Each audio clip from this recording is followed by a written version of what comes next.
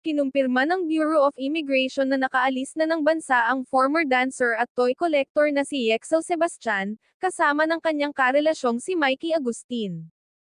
Umalis sina Yexel at Mikey papuntang Japan noong Lunes 9 ng Oktubre taong 2023. Umalis sila habang nahaharap sa maraming reklamong nag-uugnay sa kanila sa 200 million Philippine pesos investment scam. Sinabi ng Bureau of Immigration na malayang nakaalis ng Pilipinas ang mga akusado dahil hindi pa nagsasampa ng kaso ang mga nagrereklamo laban sa kanila. Ngayong Martes ng umaga, ika-10 ng Oktubre taong 2023, nag-post si Sebastian ng video at paliwanag tungkol sa mabibigat na akusasyon laban sa kanya at kay Mikey. Pahayag niya, published as is, siguro panahon na para ipagtanggol ko ang sarili ko at buo kong pamilya.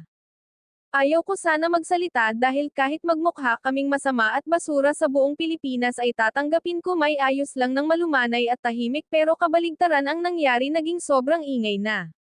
Pati kaligtasan namin ay nalagay na sa alanganin, masakit makita ang buong pamilya mo na umiiyak para sa kaligtasan namin ni Mikey and Zyfe kaya palagay ko ito na ang tamang panahon. Kalakip ng post ni Yexel ang video na kuha niya mula umano sa ribbon cutting ceremony ng isang kasino sa Clark, Pampanga, noong 2022.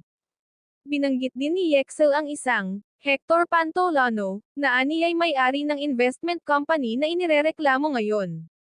Lahad niya, April 7, 2022, nun sumama kami sa ribbon cutting na naganap sa isang legit casino sa Clark, Pampanga.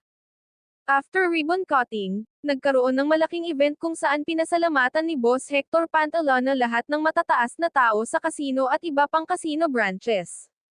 Legit ang junket, legit lahat ang tao, at legit ang operation, hindi yan mapepeke ng kahit sino dahil hindi ka magkaka-branch sa isang casino na legal, para magka-junket kung illegal ito, yan ang pagkakaalam namin lahat ayon sa nakita ng mga mata namin noon panahon na yon.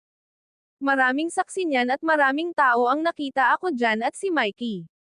Isa lang kami sa participants nun gabi na yan at alam ng lahat ng tao yan nun gabi na yon. Pero wala itong sinabi kung saan napunta ang mga pera ng mga OFW na nakipagsosyo sa kanila dahil nagpasilaw sa mga litrato nila ni Mikey sa harap ng bolto-bolto ang pera at naniwala sa matamis na pangako nila na buwan-buwan, kikita ng 5%, nakablock din daw sila sa social media accounts ng magkarelasyon, at hindi nila kilala ang Hector na tinutukoy ni Yexel.